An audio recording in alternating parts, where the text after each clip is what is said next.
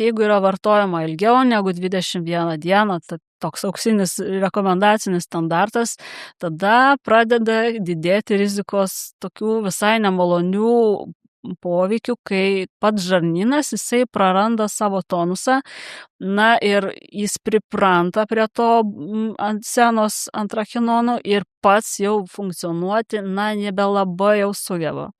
Ir čia jau atsiranda sunkumai. Pripratimas atsiranda. Pripratimas. Reikia lygiai taip pat kaip narkotinės medžiagos. Reikia didesnės dozės.